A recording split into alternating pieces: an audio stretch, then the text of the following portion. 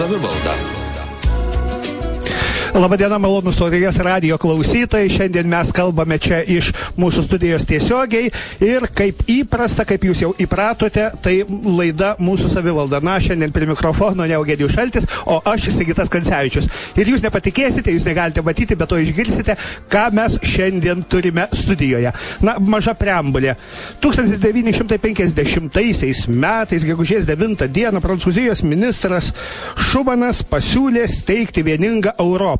Ir šita diena tapo Europos, suvienytos Europos gimtadieniu.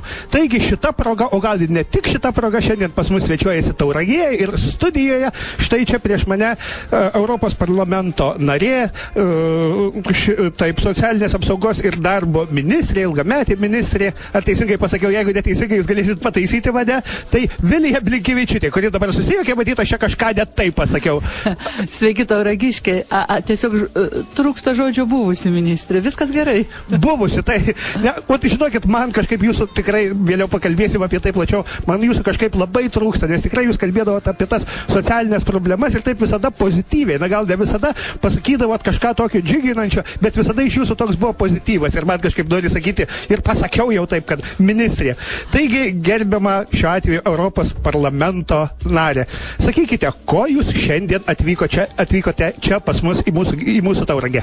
Na, tiesiog atvykau švęsti ES gimtadienio, todėl, kad, kaip jūs ir minėjot, jau 63 metai, kaip gyvuoja ES, o mes, Lietuvos žmonės, esam tos didžiulės bendros ES šeimos dalis ir todėl aš labai džiaugiuosi, kad Tauragės Europe Direct vadovė Isvalda Leknienė pakvietė mane dalyvauti įvairiuose renginiuose ir susitikimuose, kurie šiandien, gegužės 9 dieną, yra skirti ES gimtadieniui. Štai kodėl esu čia Tauragėj.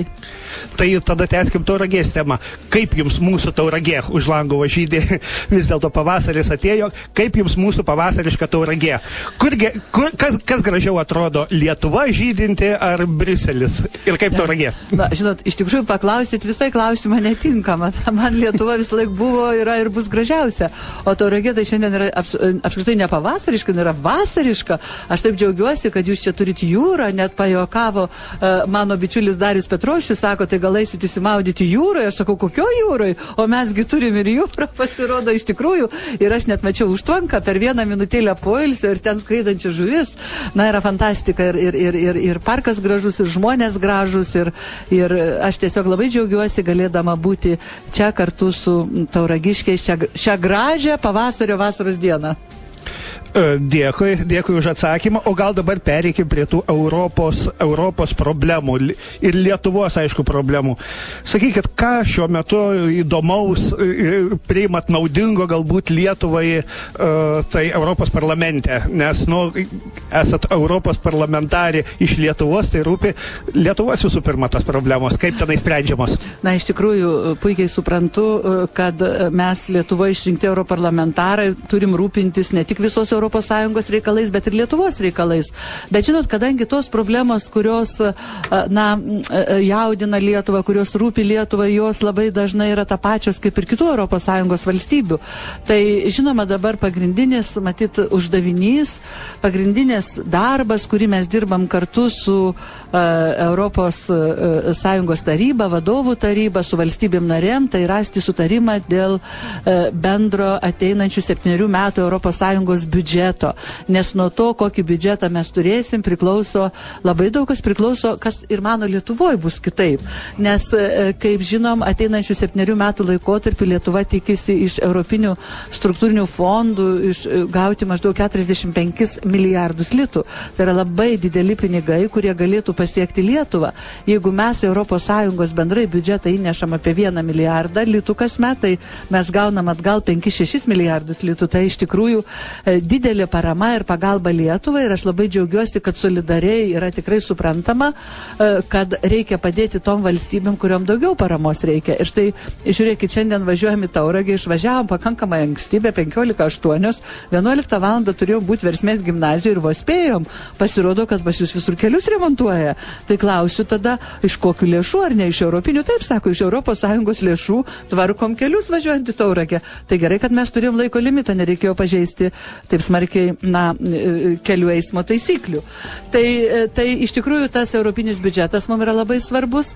Jis dar yra svarbus ir tuo, kad Lietuva nemažai paramos gauna ir šiam laikotarpį iš taip vadinamo Europos socialinio fondo.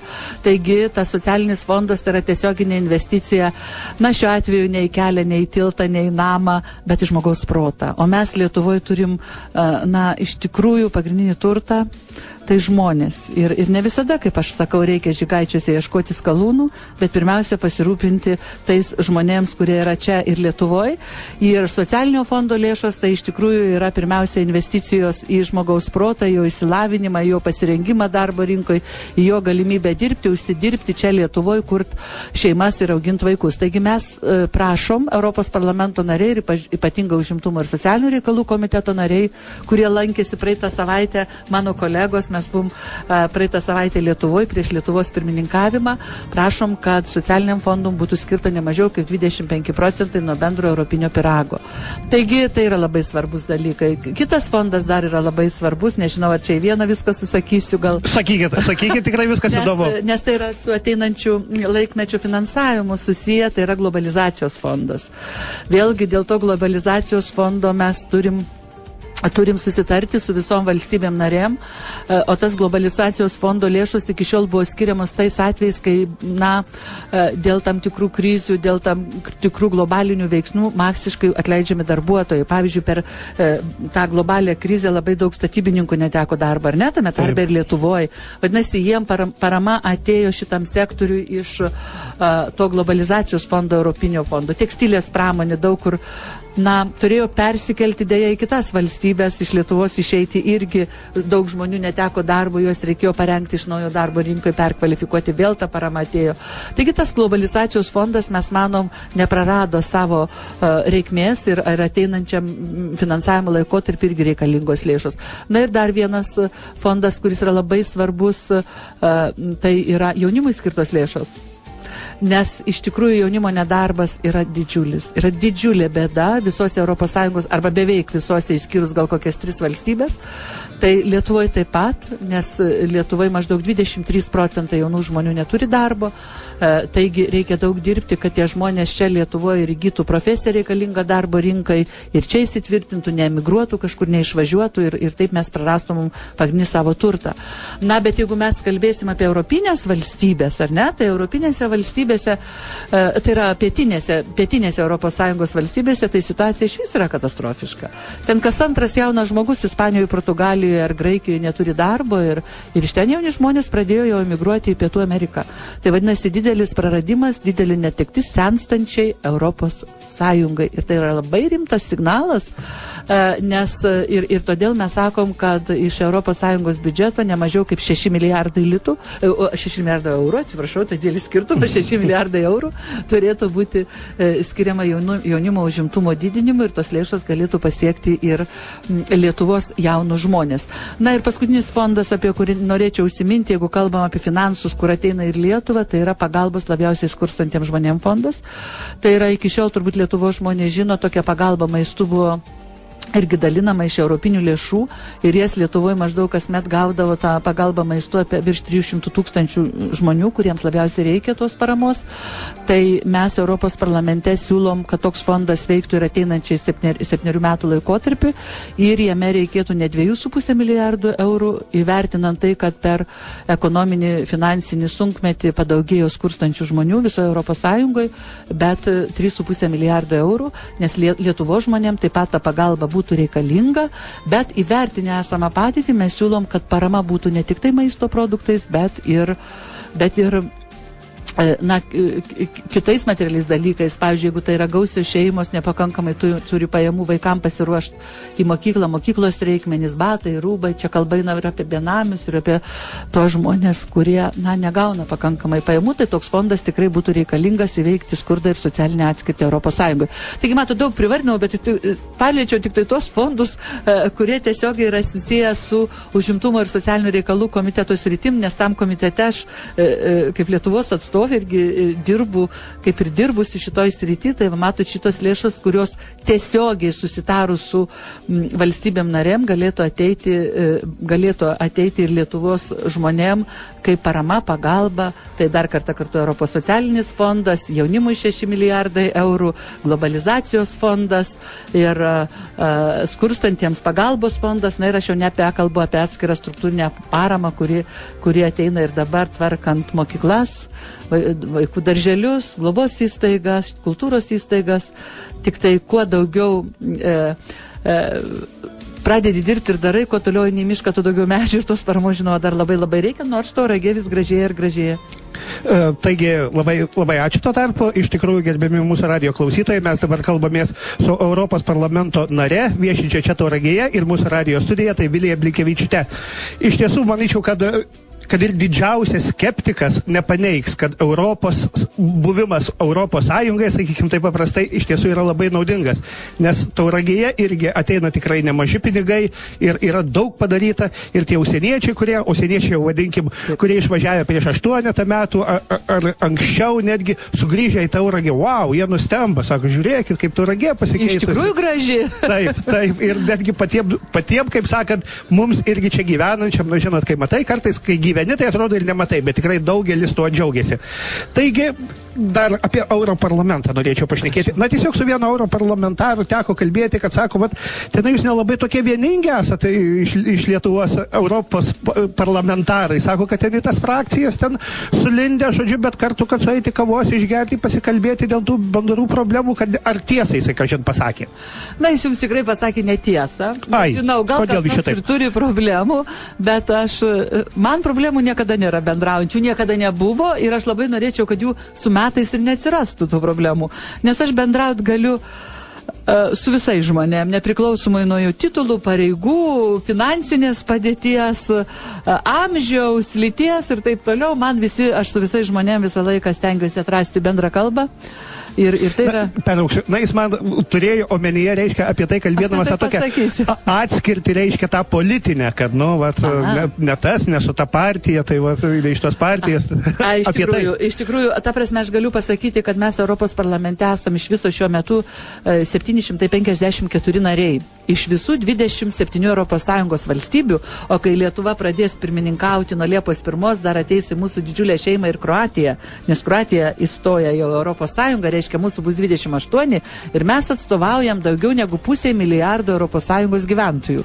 Tai labai daug. Ir iš tikrųjų, vienas dirbdamas Europos parlamente, beje, kaip ir Lietuvos Respublikos Seime, nieko nepadarysi. Nes, netiesa, kad vienas gali ką nors priimti, nuspręsti, nes sprendimai parlamentuose, tiek nacionaliniuose kaip Lietuvoje, tiek Europos parlamente yra priimami balsuojant. Tam, kad ir balsuojant daugumai, o ne šiaip sau, reikia surinkti daugumą. Tai ir Europos parlamente mes esam susiskirstę į politinės frakcijas pagal savo pažiūras, pagal partinę politinę priklausomybę. Aš esu socialdemokratų frakcijos narė, vienos didžiausių frakcijų. Beje, joje yra 190 narių Europos parlamente iš visų 27 valstybių. Tai vienintelė frakcija, kuri turi narius visose ES valstybėse. Ir noriu pasakyti, kad labai džiaugiuosi, kad esu ne viena mūsų socialdemokratų frakcijų iš Lietuvos, bet šalia yra mano bičiuliai, Justas Paleskis ir Zigmantas Balčytis, jums beje labai gerai pažįstamas Tauragiškiai. Taip, be abejo, šitam kraštui. Aš šiandien skambinau jam ir sakiau, važiuoju į tavo tėvoniją, sakau, ar nenori kartu važiuoti, šį kartą jis atsiprašė, sakė, labai užsiėmęs, kitą kartą, bet vis tiek linkėjimai nuo jo. Na ir mes tikrai dirbam frakcijose ir, žinot, jeigu ir paprastai mūsų socialdemokratų frakcija visą laiką yra arčiau tų žmonių problemų, nes mes nekartą sakėm, ar iš tikrųjų reikia taupyti skurdžiausiai gyvenančių žmonių sąskaitą. Ar neturime suveršti diržų bankininkams tam tikriems, nes ar nėra taip, kad kažkas kitas sukėlė nepaprastas žmogus, neeilinis žmogus, tą vadinamą ekonominę krizę, kuris jaučia po visą Europos Sąjungą ir po visą pasaulį. Taigi mes sakėm, kad taupyti reikia ten, kur iš tikrųjų būtina, ten turi būti tos lėšos nešvaistomos, bet tikrai niekada nepritarėm vargingiausių žmonių, taupyti vargingiausių žmonių sąskaitą, kaip antai Lietuvoje, be ne vienintelė mes sumažinom pensijas, ko niekad negalėsim pritarti ir nepritariu. Atsiprašau, truputėlį turėčiau išgerti vandens. Prašom išgerkit vandens. Norėčiau irgi, jeigu dar turėsit ką pasakyti, tai pridėsit į to klausimų, norėčiau paklausti jūsų, reiškia, man irgi tenka pasivažinėti šiek tiek po Europos Sąjungą. Ar žino Lietuvą, taip paprastai paklausiu, Europos Sąjungoje? Tiesiog teko ir Prancūzijoje būti, kada tu išaiškini, tai jiems kažkas ten kaip anksčiau būdavo. Čia Rusijos sudėti, dar jiems ten, ar yra ta pakankama sklaida, kad jūs nuvažiuojate į kokią nors šalį Europos Sąjungą, sako, žinom, iš Lietuvos atvažiavo. Ne, pakankama. Pritariu jums pilnai, kad iš tikrųjų mes turim būti atviresni, daugiau kalbėti, nesigėdinti, nebijoti savo lietuvių kalbos. Beje, Europos parlamente yra 23 oficialios kalbos, tame tarpe ir lietuvių kalba lygiavertė yra kaip anglų, prancūzų ar vokiečių ar italų, taip kad nereikia gėdintis niekada ją kalbėti ir kaip tik reikia daugiau propaguoti ir pasakyti, kad mes turim savo kalbą.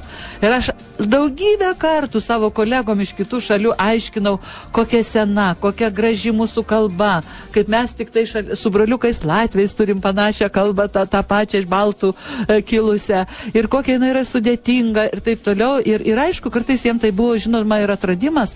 Tai ką, sako, jūsų neslavų kalba yra? Nesakom, ir niekada nebuvo. Mes turim vieną seniausių Europoje kalbų iš tikrųjų.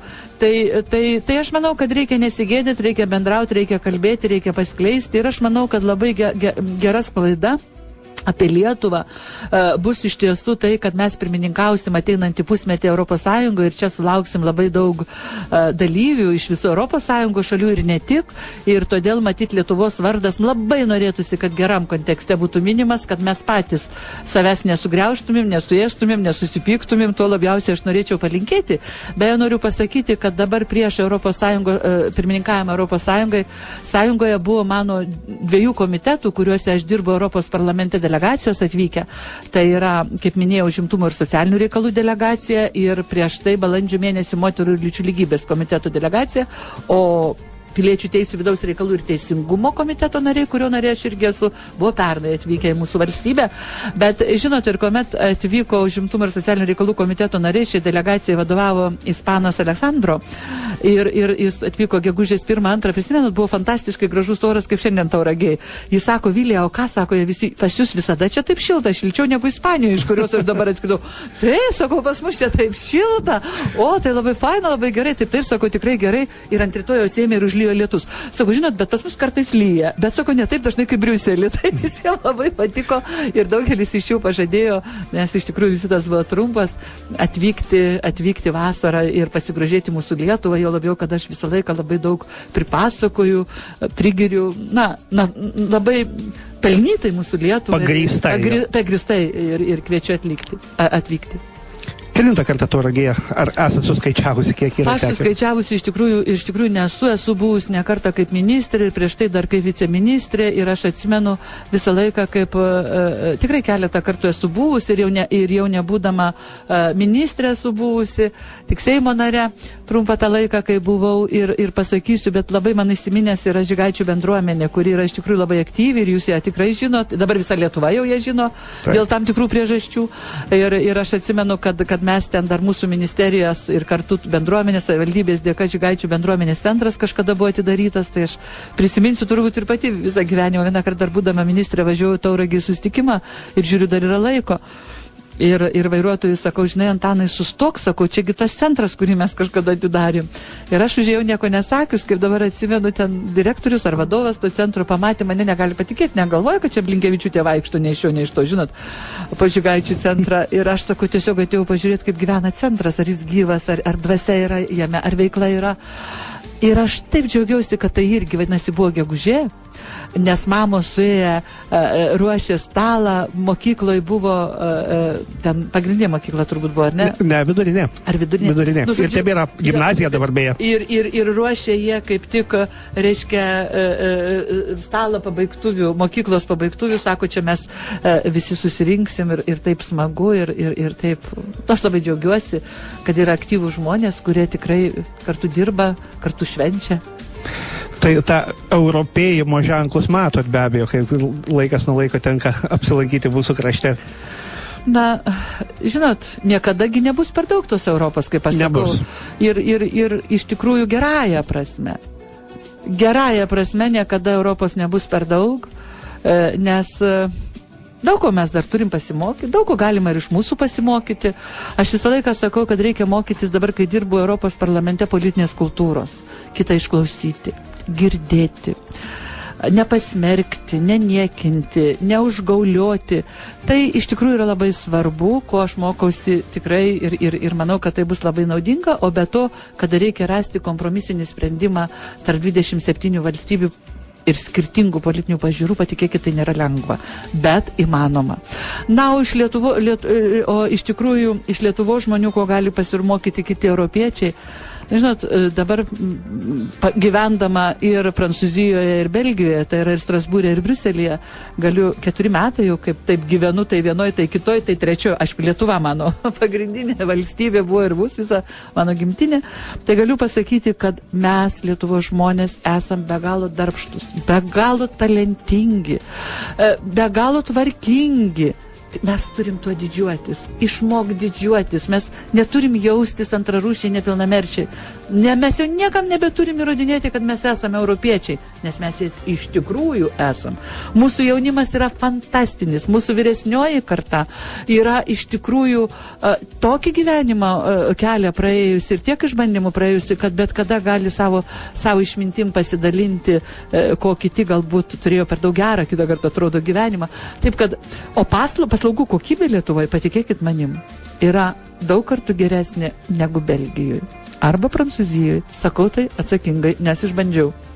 Turbūt tą kartelę patys labai aukštai įsikėlėm ir galvojam, kad čia dar nėra gerai. Bet antra vertus, o kodėl taip, na, kartais, gal čia sunku detalizuoti, taip kartais mums nelabai sekasi. Na, iš tikrųjų, jūs be abejo socialinę sritį irgi puikiai žinote, būdama ministrė ir dabar, na, yra tų problemų didelių tokių, išvažiuoja tie žmonės, žodžiu, na, esam tokie fantastiški, kame čia reikalas, kad, Na, žinot, aš pasakyčiau, pirmiausia, mes neturime būti tokie pesimistai ir štai dėl ko. Pasižiūrėkit, mes laisva valstybė, nepriklausoma valstybė, esam viso labo tik 23 metai. Valstybės raidoje tai yra labai mažai. 23 metai valstybės raidoje mažai. Ką kūrė ir darė senusios Europos šalis, tai yra keletą kartų tą lygį jos pasiekė per daug daugiau metų negu kad mes. Ir aš suprantu, kad valstybės raidoje 23 metai nedaug. Mūsų gyvenime ir mano ir jūsų jau daug, mes truputį pražilom, jūs truputį praplikot. Na, iš tikrųjų, žmogaus gyvenime tai yra daug 23 metai, bet ir todėl norisi, kad greičiau viską turėti. Bet pasižiūrėkit, yra ir labai daug teigiamų dalykų. Pasižiūrėkit, pavyzdžiui, mūsų kartos, mes beveik vienmečiai, ko gero, jūs gal, nu nesvarbu, bet beveik, ar ne? Panašiai. Tai aš noriu pasakyti, kad iš tikrųjų, ar mes turėjome tokią galimybę judėti, keliauti, bendrauti, išsakyti viską, ką nori, tiesiogiai pačiupinėti ministrą, pavyzdžiui, arba ministrę, gatvėje užkalbinti Europos parlamento narę. Mane pastoviai žmonės užkalbina, mes pasišnekam apie gyvenimą ir pabidavoja, ir pasidžiaugia, kartais truputėlį ir pakeikia, bet beveik to nebūna, kitą kartą pabučiuoja, sutikę, arba gėlių padovanoja, man tai yra labai smagu. Bet žinot, kodėl ne visą laiką viskas sekasi? Aš sakyčiau, todėl, kad dėja politikoje dar labai dažnai trūksta padorumo. Trūksta politinės išminties, trūksta suvokimo, kad tu nesi pasaulio bamba ir žinot, labai nemėgstu praeivių žmonių, bet kurioje sistemoje, kurioje jie bedirbtų. Jeigu tu atėjai dirbti, bet kurioje srityje, tu negali būti praeivis, nes praeivis, suprantat, jis niekada nesirūpins giliau, kaip padėti, kaip išspręsti, kaip padaryti, kad tai nebūtų vienadieniai sprendimai. Viso to reikėtų. Visą tą mes turim, visą tą mes galim ir visą tą mes padarysim. Pamatysit, kai mes su jumis susitiksim po metų 10, o gal greičiau. Norėtųsi greičiau. Norėtųsi man irgi. Tai jūs sakot, kad čia politikos yra kaltė ta, kad... Ne vien. Nesuveščiau vien į politiką jokių būdų ir dar pasakyčiau, kad daug yra padaryta, bet daug dar padarysim. Galbūt tam reikia laiko, tam reikia suvokimo ir tam reikia taip labai savęs neplakti. Pažiūrėkit, estai, nieko pas juos ten negeriau, patikėkit manim. Aš su jais bendrauju, aš esu buvus ten ne kartą, bet jie moka didžiuoti savim.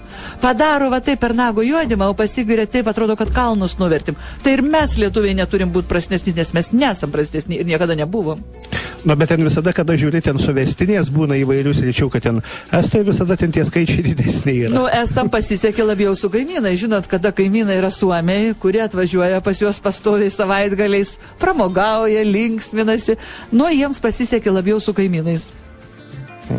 Netęsiu daugiau. Taip, čia aišku. Su kaimynais reikia draugiškai gyventi visą laiką, tai yra geriausia. Suprantama, mes irgi šalia turim 40 milijonų, bet kažkaip ne visada ten susišnekam. Iš kitos pusės mažiau milijonų.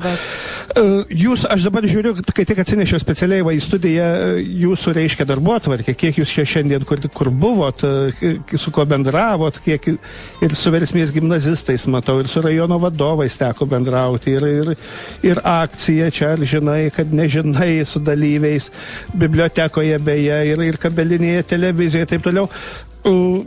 Kokį įspūdį paliko bendraujant būtent su atskirų žmonių grupėm, ar kaip čia pasakius? Labai gera. Patikėkit manim, aš neturiu dėl ko pataikauti, bet iš tikrųjų labai geras įspūdis. Labai šviesus, gražus miestas, susitvarkęs miestas, pagražėjęs per tą paskutinį laiką, kai buvau per tuos keletą metų tikrai, ir labai žmonės gražus. Pažiūrėkit, jūs patsgi matot, koks gražus jaunimas mūsų auga. Kai Tauragiškis, tai žinokit, klausyčiaus. Tik problemų žinoma jų visą laiką bus. Mes pasieksim vieną lygį. Žinot, mums norėsis kito. Turėsim vieną atlyginimą, norėsis didesnį. Turėsim vienas kainas, sakysim visą laiką, kad jos per didelės.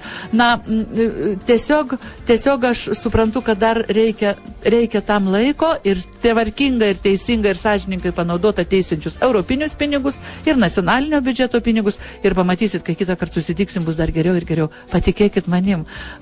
Galiu truputį pasakyti, dabargi mes socialdemokratai valdžioje.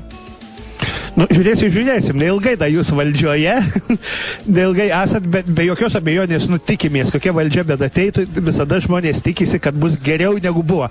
Dėl ko vis balsuoja? Bet kas galėtų paneigti, kai aš atsimenu, buvau socialinės apsaugos ir darbo ministrė, tikrai buvo geriau. Aš sakau, man visada būdavo malonu jūs girdėti per televizorių ar per radiją, išgirsti jūsų balsą, nes visada jūs tokiu geru optimizmu taip kalbėdavo, transliuodavo tokį gerą optimizmą. Gerbiama Vilija, dar ateidami čia į radijo studiją kalbėjom, neseniai vyko pas mus toks renginys, Lietuvoje niekur nėra, šauniausia močiutė buvo renkama, šauniausia močiutė 2013. Ir jūs, ir dabar jau planuojama, kad kitais metais lyg tai turėtų būti, reiškia, čia Tauragės radijas beje rengė šitą renginį. Ir turėtų tapti respublikiniu renginiu. Taip aš lyg tai vieną ausim nugirdau priekį einantis, kad jūs ten ir sudalyvautumėt kitais metais. Tai kiek anūkų turit? Aš anūkų turiu daug, tik visi nemano. Bet nieko tokio. Bet iš tikrųjų aš pati tai kaip ir tos šauniausios močiutės vaidmenį negalėčiau būti, kaip žino, dėl suprantamų priežasčių. Taip, atsiprašau, bet jūs padėtumėt, padėtumėt organizuojant, ar ne?